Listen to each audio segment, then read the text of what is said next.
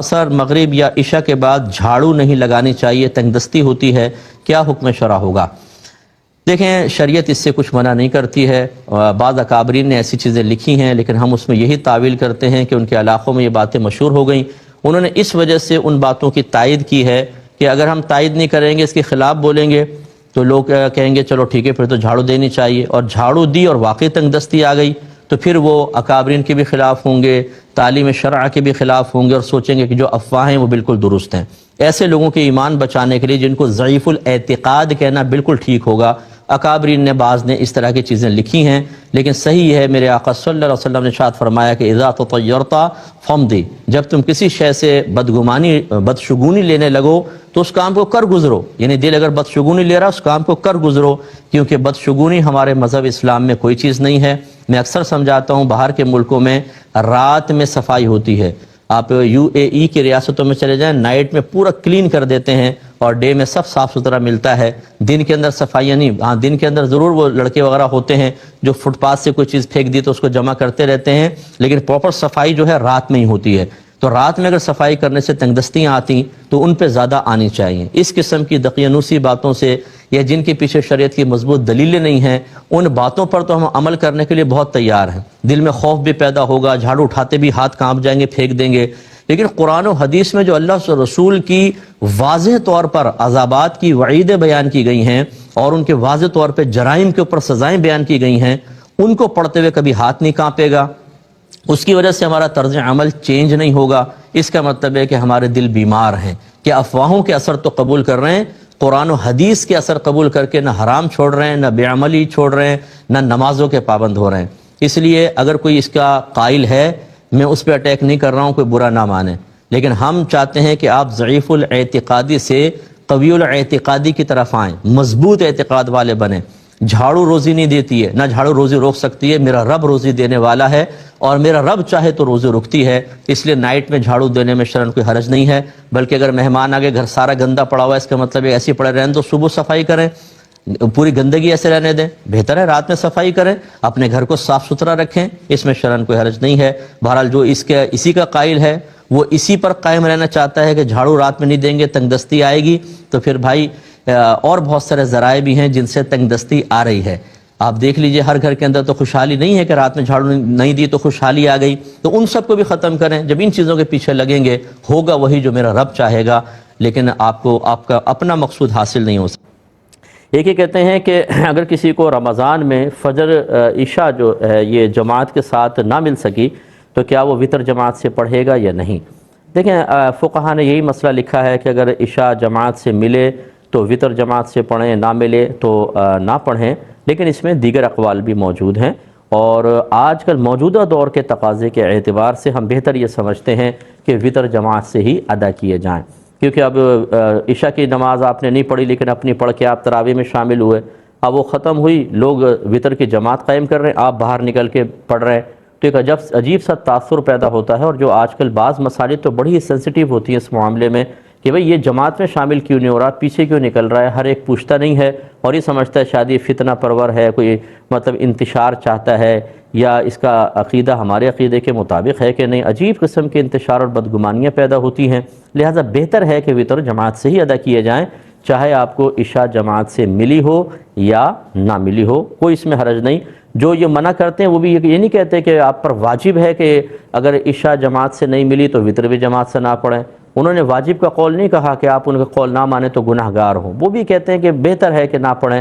تو پڑھ لیا تو کوئی حرج نہیں ہے، بلکہ جیسے میں نے عرض کیا پڑھنا اس دور کے اعتبار سے بہت ہی بہتر ہے۔ تراویح یاد رکھیں کہ 20 رکعت تراویح رمضان کی تمام راتوں میں ہر عاقل بالغ مسلمان مرد و عورت کا ادا کرنا سنت مؤکدہ ہے۔ اس کا مطلب یہ ہوا کہ رمضان کی تمام راتوں میں تراویح پڑھنی ہوگی آخر تک۔ نمبر 2، عاقل بالغ مسلمان مرد و عورت دونوں کو ادا کرنی ہے۔ نمبر 3، سنت موقدہ، اور نمبر 4 20 رکعت تراویح ہے۔ اس میں مزید کلام کرتے ہیں ایک مختصر سے بریک کے۔ تراویح کے بارے میں آپ کو بتایا کہ تراویح سنت موقدہ ہے، 20 رکعت ہے، رمضان کی تمام راتوں میں پڑھنی ہوگی، ہر عاقل بالغ مسلمان مرد و عورت کے لیے سنت موقدہ ہوتی ہے۔ لہذا اس سے کئی باتوں کا جواب ہو گیا کہ بعض لوگ 5 روزہ تراویح 10 روزہ تراویح آج کل پڑھ لیتے ہیں اور اس کے بعد سمجھتے ہیں تراویح معاف ہو گئی. جب انہیں کہیں کہ جو تراویح پڑھیں، کہتے ہیں ہم نے تو پورا قرآن سن لیا ہے. یاد رکھیں کہ جہاں باقاعدہ امام مقرر کر کے جماعت ہو، وہاں پر ایک قرآن کا ختم بھی سنت موقدہ ہے، اور 20 رکعت تراویح رمضان کی تمام راتوں میں بھی سنت موقدہ ہے. اگر آپ نے 5 دن میں یا 10 روزہ یا 8 روزہ تراویح پڑھ بھی لی ہے تو قرآن سننے کی سنت تو آپ نے پوری کر لی ہے، لیکن جو تراویح 20 رکعت پڑھنی تھی رمضان کی تمام راتوں میں، وہ سنت کون پوری کرے گا؟ تو یہ بڑی خطرناک صورتحال ہے کہ لوگ سمجھتے ہیں کہ ہم نے قرآن سن لیا، اب ہم پر تراویح معاف ہو گئی ہے، اور وہ ادا نہیں کرتے ہیں، گناہ گار ہوں گے. اس طرح پتہ چلا کہ خواتین کے لیے بھی سنت موقدہ ہے. یہ صرف مردوں کی نماز نہیں ہے، بلکہ بہنیں بھی اپنے گھر میں 20 رکعت تراویح باقاعدہ سورتوں سے پڑھیں گی، چھوٹی چھوٹی صورتوں کے ذریعے پوری کر لیں. ان میں ترتیب ضروری نہیں ہے، تب ہر رکعت میں ایک دفعہ الحمد شریف اور سورہ اخلاص پڑھ لیں. تمام رکعتوں میں کوئی مسئلہ نہیں ہے، بالکل کامل و اکمل نماز ہوگی. اسی طریقے سے یاد رکھیں کہ تراویح کی جماعت سنت مؤکدہ علی الکفایہ ہے، یعنی اگر محلے میں سے چند لوگ بھی مسجد میں آ گئے، جماعت قائم کر لی تو کافی ہے. تمام کا مسجد میں آنا یا جماعت قائم کرنا لازم نہیں ہے. لیکن میں کوئی ترغیب نہیں دے رہا ہوں کہ آپ اپنے گھر میں پڑھ سکتے ہیں، بس حکم بیان کرنا مقصود ہے. افضل یہی ہے کہ آپ مسجد میں تشریف لائیں، باقاعدہ جماعت کے ساتھ ہی نماز پڑھیں. لیکن اگر بالفرض کوئی سستی کرتا ہے، کسی دن جماعت کے لیے نہیں آتا اور وہ گھر میں نماز پڑھ لیتا ہے تو گناہ گار نہیں ہوگا، کیونکہ تراویح کی جماعت سنت موقدہ تو ہے لیکن علی الکفایہ. علی الکفایہ وہی عبادت ہوتی ہے کہ بہت سارے لوگوں کی طرف سے اگر ان لوگوں میں سے چند لوگ بھی ادا کر لیں تو سب کے سب بری و ذمہ ہو جاتے ہیں. بہن نے پوچھا کہ اگر آدھے سر پہ کوئی عورت دوپٹہ لے آدھے پر نہیں تو کیا جنات پھر بھی متوجہ ہو سکتے ہیں؟ دیکھیں بہن، یہ نہیں ہے کہ آپ پورا سر ڈھک کے رکھیں گے تو جن شرما کے بھاگ جائے گا کہ بھئی یہ تو بڑی پردہ دار خاتون ہے، نگاہ بچا لو. ایسی بات نہیں، اس نے آنا ہے تو وہ پردہ دار کے اوپر بھی آ جائے گا. یعنی شیطان قسم کے جن متوجہ ہو جاتے ہیں. لیکن یہ جو احتیاط کہی جاتی ہے کہ بھئی سر پہ دوپٹہ رکھیں، یہ اس لیے ہوتی ہے کہ جو بالکل ہی بال کھول کے گھوم رہی پھر رہی ہوں، زیادہ شیطان تیزی سے ان کی طرف مائل ہو سکتے ہیں. بعض بہنیں کہتی ہیں کہ ہم میں تو گھومتی ہوں بے پردہ، مجھے تو آج تک کچھ بھی نہیں ہوا، ایسی مولویوں کی باتیں ہیں. میری بہن، جن آنے کا مطلب یہ نہیں ہے کہ آپ چیخیں ماریں اور پلنگ کے اوپر پنکھے سے لٹک جائیں اور کھڑکی سے چھلانگ لگا دیں، یہ نہیں، بلکہ یہ جنات کے لیے آسانی پیدا ہو جاتی ہے. وہ آپ کے ساتھ ساتھ رہتے ہیں، پھر آپ کی زبان سے گالیاں نکلواتے ہیں، آپ کو ڈرگس یوز کرواتے ہیں، بے پردگی ہوتی ہے، غیر مردوں کے ساتھ ہنسی مذاق، ان کے ساتھ چھیڑ چھاڑ کرنا، اور پھر وہ سب کچھ مطلب یہ کہ معاملات ہو رہے ہوتے ہیں. یہ جنات ہی تو آ گئے آپ کے اوپر بہت سارے، جن کے اثرات مرتب ہو رہے ہیں. تو یہ جن کا آنے کا مطلب یہ نہیں ہے کہ آدمی پاگل ہوگا اور چیخیں مارے گا، یہ ضروری کوئی ہوتا ہے نتیجہ. تو اس لیے یہ اچھی طرح یاد رکھیں کہ جو بہن جتنا اپنے آپ کو کور کر کے رکھ سکتی ہیں اتنا بہتر ہے. لیکن یہ نہیں ہے کہ آدھے سر پہ رکھیں اور پورے سر پہ رکھیں تو پھر ضرور جن رک جائے گا، جنات پھر بھی متوجہ ہو سکتے ہیں. احتیاط بہت اچھی ہے، اور ہمارا مشورہ ہوگا کہ کوشش یہ کیجیے حتی الامکان ذکر الہی کرتے رہیں. اگرچہ حالت حیض میں ہوں، کلی کر کے اپنے جیسے آپ کام کر رہی ہیں، لا الہ الا اللہ محمد رسول اللہ، لا الہ الا اللہ محمد رسول اللہ، اللہ اللہ اللہ، یا اللہ اکبر، سبحان اللہ، الحمدللہ، لا الہ الا اللہ، لا حول ولا قوت الا باللہ. ان چیزوں کا تھوڑا تھوڑا ورد رکھیں. ذکر سے جنات بہت دور بھاگتے ہیں، ذکر سے شیطان بھاگتا ہے. ایک روایت کے مطابق ذکر الہی شیطان کے لیے بالکل ایسی ہے جیسے انسان کے لیے خارش ہوتی ہے، جیسے اس کو شدید تکلیف ہوتی ہے کھجلی سے، ایسے ہی ذکر سے شیطان کو اذیت اور تکلیف ہوتی ہے اور یہ بھاگتا ہے. تو یوں ذکر الہی رکھیں. تو یہ مطلب یہ کہ آدھے سر اور پورے سر کا حساب کتاب کرنے لگیں گی تو پرابلم کریٹ ہوگی. ایک بچی کا نکاح ہو گیا لیکن رخصتی نہیں ہوئی، تو عورت یہ کہتی ہے شوہر کو کہ میں تمہاری کوئی ضرورت پوری نہیں کر سکتی ہوں، تو کیا حکم شرع ہوگا؟ وہ اس کو پہلے طلاق دے دے یا نہ دے دے؟ دیکھیں، مسئلہ یہ ہے کہ اس قسم کے معاملات میں پہلے تو شوہر پیار محبت سے بیوی کو سمجھائے. ہو سکتا ہے جو وہ سمجھ رہی ہے ویسا نہ ہو. بعض اوقات کوئی اپنے ذہن پہ بہت زیادہ بوجھ لے لیتا ہے، پھر آگے کے مستقبل کے بھیانک نتائج کو اپنے ذہن میں رکھ کر سوچتا ہے کہ اس سے بہتر یہ ہے کہ پہلے ایک مصیبت مول لے لو. پھر جب اس کو سمجھایا جاتا ہے کہ جس کو آپ بہت بڑا سمجھ رہے ہیں وہ ایسا نہیں ہے، تو پھر وہ کلیئر ہو جاتا ہے. تو اگر ایسی صورتحال تو شوہر بیوی کو فون وغیرہ پر سمجھائے. اگر نہیں ہے تو اور وہ سمجھتا ہے کہ یہ صحیح نہیں کہہ رہی، پھر بڑوں کو بٹھا کر اس معاملے کو حل کریں. یہ نہیں ہے کہ فوراً اس کے اوپر طلاق کے اقدامات کر لیں. اگر ضرورت پوری نہیں بھی کر سکتی اور شوہر کہتا ہے کہ تم جیسی بھی ہو مجھے قبول ہو اور میں تمہارے ساتھ رہنا چاہتا ہوں، تو ٹھیک ہے، پھر اس میں کیا پرابلم ہے. لیکن بہرحال طلاق کا مسئلہ جو ہے اس کو اتنا آسان نہ کیا جائے، جیسے کہ آج کل قدم قدم پر ہم یہ مسائل دیکھ رہے ہیں. ہر تیسرا مسئلہ میرے پاس طلاق کا ہی آتا ہے. ایسا کھیل بنا لیا طلاق کو تو یہ آخرت میں پتہ چلے گا۔ جو بڑے آرام سے ماں باپ بھی کہتے ہیں بیٹا طلاق لے لو، نہیں گزارا عورت تو طلاق لے لو، ارے بھائی اتنا آسان نہیں ہے طلاق لینا۔ میرے آقا صلی اللہ علیہ وسلم ارشاد فرماتے ہیں کہ حلال چیزوں میں اللہ تعالیٰ کی بارگاہ میں سب سے زیادہ بری چیز طلاق لینا ہے۔ اور رحمت کونین صلی اللہ علیہ وسلم ارشاد فرماتے ہیں کہ جو عورت بغیر کسی عذر کے اپنے شوہر سے مطالبہ طلاق کرے تو یہ بروز قیامت جنت کی خوشبو بھی نہیں پا سکتی۔ یہ جو ہماری بہنیں بڑی بن کے شیرنیاں بن کے شوہر پہ حملہ آور ہوتی ہیں، چھوڑ دو مجھے، طلاق دے دو، نہیں رہنا میں نے تمہارے ساتھ، اور معمولی باتیں آپ سامنے بٹھا کے فیصلہ کرنا چاہیں تو مطلب شرمندہ ہی ہوں گی کہ یہ ہم اتنی چھوٹی باتوں پہ طلاقیں لے رہے ہیں۔ تو ایسی بچیوں کے لیے، ایسی بہنوں کے لیے جنت کا دروازہ بند ہو سکتا ہے، یہ اچھی طرح یاد رکھیں۔ تو طلاق کوئی معمولی چیز نہیں، انتہائی گندی بری چیز ہے، اس کو اپنے ڈکشنری سے کاٹ دیں، اس لفظ کو بالکل یہ اپنے زبان پہ نہیں آنا چاہیے۔ اس میں حتی الامکان آخری حد تک جائیں کہ کمپرومائز رہے اور صورتحال ایسی رہے کہ طلاق تک نوبت نہ آئی، اسی میں عافیت ہے۔ تو بالکل طلاق نہیں ہونی چاہیے، بڑوں کو بٹھا کے پہلے مسئلہ حل کریں۔ ایک بھائی نے بڑے بھولے پن کے ساتھ پوچھا کہ کسی عورت کا 2 ماہ کا بچہ اور شوہر نے 3 طلاقیں دے دی تو کیا حکم شرع ہوگا؟ حاملہ کے بارے میں تو پھر بھی چلو گمان ہو سکتا ہے کہ جی حالت حمل میں پتہ نہیں طلاق ہوتی کہ نہیں ہوتی، بچہ پیدا ہو گیا، 2 ماہ کا بچہ گود میں، ماں کا دودھ پی رہا ہے، اور طلاق میں کیوں شبہ پیدا ہوا مجھے سمجھ میں نہیں آیا، لیکن بہرحال چلیں تینوں طلاقیں واقع ہو جاتی ہیں، چاہے عورت حاملہ ہو، غیر حاملہ ہو، بچہ 2 ماہ کا ہو یا 2 سال کا ہو چکا ہو، چاہے بیوی سامنے ہو یا نہ ہو، گواہ ہوں یا نہ ہوں، ایک ساتھ ایک طلاق دیں 1 ہوگی، 2 دیں 2 ہوں گی، 3 دیں 3 ہوں گی۔ اس طرح کے مسائل میں بعض اوقات لوگ ایسے جگہ سے فتویٰ لینے کی کوشش کرتے ہیں جو ان طلاقوں کو کم قرار دے دیں۔ یاد رکھیں کہ جمہور علماء اسلام اس پر متفق ہیں کہ ایک وقت کی 3 طلاقیں 3 ہی ہوں گی، اور نبی کریم کا فرمان ذیشان ہے لا تجتمع امتی علی الضلالہ، میری امت کبھی گمراہی پر مجتمع نہیں ہوگی۔ مجھے بڑا حیرت ہوتی ہے کہ جو حدیث پر عمل کا دعویٰ کرے اور پھر وہ میجورٹی کو چھوڑ کر اپنا فتویٰ جاری کرے، تو یہ ایک حیرت انگیز چیز ہوتی ہے کہ حدیث تو یہ کہتی ہے کہ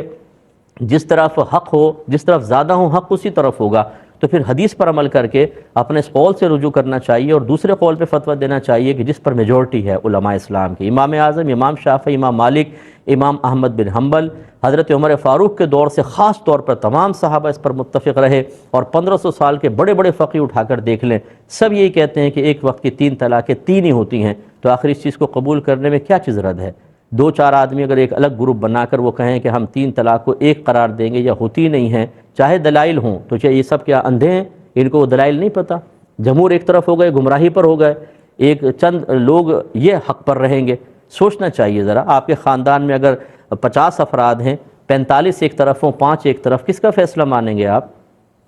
تو یہ تو مطلب عقلی لحاظ سے بھی یہ ذہن یہ کہتا ہے کہ بھئی جہاں میجورٹی ہے حق اسی طرف ہوگا۔ 50 ذہن کام کر رہے ہوں اور ادھر 5 ذہن کام کر رہے ہوں، 50 دلائل پر اچھی طرح غور و تفکر کر رہے ہوں، 50 ذہن صحیح علم کے ساتھ، اور 5 اپنے علم کے ساتھ غور کر رہے ہوں، نتیجہ کس کا صحیح نکلے گا؟ یہ اور یہ ایسا نہیں کہ چلیں اس طرف کن ذہن قسم کے بیٹھے ہوں، اور یہ بہترین ذہن کے لوگ۔ آج اگر پاکستان میں آپ اسلام نافذ کر کے اس کے مطابق فیصلہ کرنا چاہیں، میں گارنٹی دیتا ہوں فقہ حنفی کے بغیر نہیں ہو سکتا۔ جتنا کامل فقہ حنفی ہے کوئی بھی فقہ نہیں ہو سکتا، اور یہ مکمل آپ کو ہر مطلب یہ کہ آئین بنانے کے سلسلے میں مکمل رہنمائی فراہم کرے گا۔ اس کو آپ دیکھیں ذرا، اور جو مطلب یہ کہ فقہ کو نہیں مانتے یا تقلید کو نہیں مانتے، وہ بھی مقلدین کی تحقیقات کے بغیر ایک قدم آگے نہیں بڑھ سکتے۔ یہ میں شرطیہ کہتا ہوں، فقیر کا دعویٰ ہے انشاءاللہ، کوئی مانے نہ مانے مطلب، لیکن ہماری کتابیں پڑھے بغیر ترقی ہو ہی نہیں سکتی، آگے بڑھ ہی نہیں سکتے۔ مقلدین کی کتابیں پڑھنی پڑیں گی، ان کے اصولوں پہ غور کرنا پڑے گا، تب کہیں جا کے اس قابل ہوں گے کہ قرآن و حدیث سے کچھ اخذ کر سکیں، ورنہ تو ٹھوکر ہی ٹھوکر ہے۔ تو اس لیے میں نے تمہیداً اور مطلب احتیاطاً یہ جملے کہہ دیے کہ ہوتا یہی ہے کہ جب شوہر کو منع کریں کہ 3 طلاقیں نہیں ہوئی، کہیں سے بھی فتویٰ لے آئیں گے، جی دیکھیں میں تو ہوئی نہیں طلاق، یا 3 کے بجائے 1 ہوئی، اب 7 رہنا شروع کر دو۔ اس سے پہلے تو کبھی خیال نہیں آیا تھا آپ کو وہاں جانے کا، آج اپنی مرضی کا فتویٰ حاصل کرنے کے لیے آپ فوراً وہاں پہنچ گئے۔ یہ غلط رویہ ہے، یہ اس کا مطلب ہے آپ حکم شرع معلوم نہیں کرنا چاہتے، شریعت کو اپنی مرضی کے مطابق اور اپنے فائدوں کے لیے استعمال کرنا چاہتے ہیں، اور یہ رویہ بالکل غلط ہے۔ بہن کہا کہ آفر کچھ کویسچنس تھے تو پہلے میں وہ لیتا ہوں۔ ایک موجودہ جو یہ میچز چل رہے ہیں اس کے بارے میں کویسچن تھا کہ اگر کوئی ٹیم ہماری جیسے پاکستانی ٹیم ہار جاتی ہے تو کیا اس ٹیم کو برا بھلا کہنا، اس کو گالیاں بکنا اور ان کی غیبت کرنا شرعاً جائز ہوگا یا نہیں ہوگا؟ دیکھیں، گیم کو گیم ہی رکھنا چاہیے، اسے عزت اور ذلت کا معیار نہیں بنانا چاہیے، نہ ہی اگر گیم میں کوئی آپ کی مرضی کے مطابق رزلٹ نہ آئے تو یہ سمجھنا کہ شاید اب ان کھلاڑیوں کو گالیاں بکنا اور برا بھلا کہنا جائز ہو گیا، یہ بالکل منع ہوگا۔ اور جیسے نبی کریم صلی اللہ علیہ وسلم کا فرمان ذیشان ہے کہ کامل مسلمان وہ ہے کہ جس کے ہاتھ اور زبان سے دوسرے مسلمان محفوظ رہیں۔ تو اس لیے دو صورتحال ہوتی ہیں، ایک تو یہ کہ گراؤنڈ میں کچھ لوگ بیٹھے ہوئے ہیں، ٹیم ان کے پاس سے گزر رہی ہے، ان کو گالیاں بک رہے ہیں، برا بھلا کہہ رہے ہیں، یہ تو بہت زیادہ گناہ ہے، حرام ہے، گناہ کبیرہ ہے، کیونکہ ان کی دل آزاری ہوگی، مسلمان بچے ہیں وہ بھی، تو بالکل جائز نہیں ہے۔ اور ایک ہے جیسے آپ یہاں گھر بیٹھ کر اسکرین پر دیکھ رہے ہیں اور ٹیم نے متوقع رزلٹ نہیں دیا تو آپ نے ان کو برا بھلا کہنا شروع کر دیا، یہ اگر گالی وغیرہ بک رہے ہیں تو پھر خواہ فضول حرکت ہے، اور اگر غیبت چغلی کر رہے ہیں تو حرام اور گناہ کبیرہ ہے۔ خلاصہ کلام یہ ہے کہ یہ شرعاً اجازت نہیں ہوتی ہے کہ کسی کی غلطی پر آپ کو یہ اجازت مل جائے کہ آپ اس کو ذلیل کریں، بے عزت کریں اور گالیاں دیں۔ جو اس طرح کر رہا ہوتا ہے ذرا ایک لمحے کے لیے اپنے آپ کو آئینے میں دیکھ لے کہ وہ 24 گھنٹے میں کتنے برے کام کرتا ہے، کتنے لوگوں کے حقوق سلب کرتا ہے، کتنوں کی دل آزاریاں کر رہا ہوتا ہے، کتنوں کو پریشان کر رہا ہوتا ہے، کہیں ماں پریشان، کہیں بیوی، کہیں بچے، کہیں دوست احباب، کہیں رشتہ دار، کہیں محلے والے اس سے تنگ ہوتے ہیں، کہیں پر اس کے ماتحت جو اس سے تنگ ہوتے ہیں۔ تو خود اپنا بھی ہم قصور دیکھیں، ایک ٹیم جو کرکٹ کھیل رہی ہے ہار گئی ہے تو پھر اس کو برا بھلا کہنا اس وجہ سے کہ کیوں ہارے، تو پھر اپنے آپ کو بھی آپ برا بھلا کہیں اور دوسروں کو اجازت دیں کہ وہ آپ کو برا بھلا کہیں، کیونکہ آپ بھی بہت سے غلط کام کر رہے ہیں۔ لیکن ہم اپنے بارے میں ایک ذرہ برابر بھی چیز سننا نہیں چاہتے ہیں، حتیٰ کہ چور کو اگر چور کہیں تو برا مان جاتا ہے، اگر ایک فاسق کو فاسق کہیں وہ برا مانے گا، ایک غلط شخص کو غلط کہہ کر دیکھیں وہ آپ کی گردن پکڑے گا۔ خلاصہ کلام یہ کہ بالکل شرعاً جائز نہیں ہے، اس میں احتیاط کیجیے۔ تیسرا ایک کویسچن یہ کیا تھا کہ بعض اوقات گھر میں بچے چوری کر لیتے ہیں، چھوٹے بچے ہوتے ہیں، پیسہ چرا لیا کچھ، تو ان بچوں کے ساتھ کیا معاملہ کیا جائے، کس طرح کا معاملہ کیا جائے، یہ ذرا بتایا جائے۔ دیکھیں بچے چوری کئی وجوہات کی بنا پر کرتے ہیں، ایک تو یہ کہ ان کی صحبت خراب ہو جاتی ہے، کوئی اپنے اسکول میں یا کالج میں بچہ ان کو دوسرا بتاتا ہے کہ یار میں تو گھر سے اتنا نکال لیتا ہوں یوں، تو پھر اس کے دل میں بھی شوق بیدار ہوتا ہے اور وہ اس طرح چوریاں کرتا ہے، یہ سبب پہلے تلاش کر لیا جائے۔ اسی طرح بعض اوقات جو ہوتے ہیں ماں باپ، وہ ایک تو ہوتا ہے کہ شرعی مجبوری ہے، گھر کا بجٹ آؤٹ ہو جاتا ہے، اگر بچوں کو زیادہ پیسے دیں وہ نہیں دے سکتے ہیں، اس میں بچہ کرتا ہے تو خاص بچہ قصوروار ہے۔ اور بعض اوقات ایسا ہوتا ہے کہ ماں باپ پیسہ رکھنے کے باوجود بس اس خدشے کے پیش نظر نہیں بھئی زیادہ دیں گے تو بچہ زیادہ خرچ کرے گا، وہ بچوں کو اکثر ترساتے رہتے ہیں اور اس احساس سے کمتری میں مبتلا ہو کر کے بچے اسکول میں کالج میں دوسروں کو خرچہ کرتے ہوئے دیکھتے ہیں، پھر ان کے دل میں بھی شوق بیدار ہوتا ہے اور وہ پیسہ چراتے ہیں۔ تو بہرحال یہ میں اس کی حوصلہ افزائی نہیں کر رہا ہوں، لیکن اس میں پھر ایک قصور ماں باپ کا بھی ہو جاتا ہے کہ آپ بچوں کو جو ان کی جائز چیزیں ہیں وہ تو آپ ان کو دیں، تھوڑی بہت پاکٹ منی، جیسے جیسے بچہ بڑا ہوتا ہے تھوڑا بہت پیسہ، کیونکہ چاہے آپ کتنی چیزیں لا کر دے دیں، بعض اوقات بچہ خود خرید کر تسکین نفس پاتا ہے اور اس کو سکون ملتا ہے، تو تھوڑا بہت لمیٹڈ ایک اس کو دینا چاہیے۔ جب بچے اس کے سامنے کینٹین سے کچھ خرید رہے ہوں تو تھوڑا بہت وہ بھی کوئی چیز لے لے چھوٹی موٹی، اس کو سمجھا دیں کہ بھئی دیکھیں یہ لیمیٹیشنز ہے، یہ چیز لینا بیٹا یہ نہیں لینا، اور ان کو تھوڑا سا دے دیں تو پھر یہ عادت ختم ہو سکتی ہے۔ لیکن بہرحال اگر بچہ ایک دو دفعہ کرے تو نرمی پیار محبت سے سمجھائیں، زیادہ کرے خدا نخواستہ تو پھر سختی واجب ہے، نہیں کریں گے تو گناہ گار ہوں گے۔ یہ پوچھا تھا کہ کیا فجر کی نماز کے بعد سنتیں ادا کر سکتے ہیں؟ غالباً ان کا کہنے کا مطلب یہ ہوگا دیر سے آئے، جماعت قائم تھی تو شامل ہو گئے، اب کیا بعد میں سنت پڑھیں یا نہ پڑھیں؟ دیکھیں چونکہ فجر کی سنتوں کی بہت زیادہ تلقین موجود ہے، لہٰذا ہمارے علماء احناف نے ارشاد فرمایا کہ اگر کوئی دیر سے آیا اور جماعت قائم ہے تو اسے یہ غور کرنا واجب ہے کہ کیا میں سنتیں پڑھ کر پھر جماعت کو پا سکتا ہوں یا نہیں۔ اگر اس کو یقین ہے کہ سلام سے پہلے بھی شامل ہو جاؤں گا، یہ بھی یقین ہے، تو پہلے سنت پڑھے گا، پھر اس کے بعد فجر کی جماعت میں شریک ہو۔ اور اگر یقین ہے کہ نہیں اگر میں سنتیں پڑھوں گا چاہے کتنی ہی تیزی کے ساتھ پڑھوں، امام صاحب سلام پھیر لیں گے، تو پھر وہ سنت ترک کر دے اور جماعت میں شامل ہو جائے، کیونکہ بہرحال یہ سنت ہیں اور جماعت واجب ہے اور واجب کو سنت کے اوپر فوقیت حاصل ہوتی ہے۔ لیکن فجر کے جب نماز آپ پڑھ لیتے ہیں، اس سے لے کر اور طلوع آفتاب تک کوئی نفل نماز نہیں پڑھ سکتے ہیں۔ تو یہ ذرا ذہن میں رکھیے گا، جب ہم نفل کا لفظ کہتے ہیں نا مطلقاً نفل، تو یہ فرض اور واجب کے مقابل آتا ہے، فرض واجب اور یہ نفل، کیونکہ نفل کا مطلب زائد، تو جب ہم اس کو فرض اور واجب کے مقابلے میں لاتے ہیں تو اس نفل کے تحت پھر سنت موقدہ، غیر موقدہ اور جو عام نوافل جس کو آپ کہتے ہیں مستحب نمازیں سب اس میں شامل ہوتی ہیں۔ لہٰذا جو فقہ نے فرمایا کہ فجر کی نماز کے بعد سے لے کر، یعنی اگر اپنے جماعت ہو گئی ہے، ویسے تو فجر کے وقت سے ہی حکم یہ ہوتا ہے،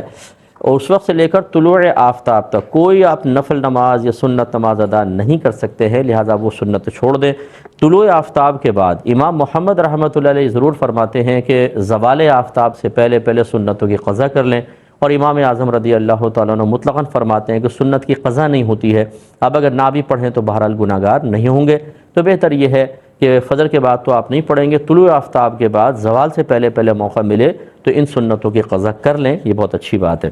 ایک بہن نے فرمایا کہ کیا فرشتے انسان کے اعمال کو جانتے ہیں؟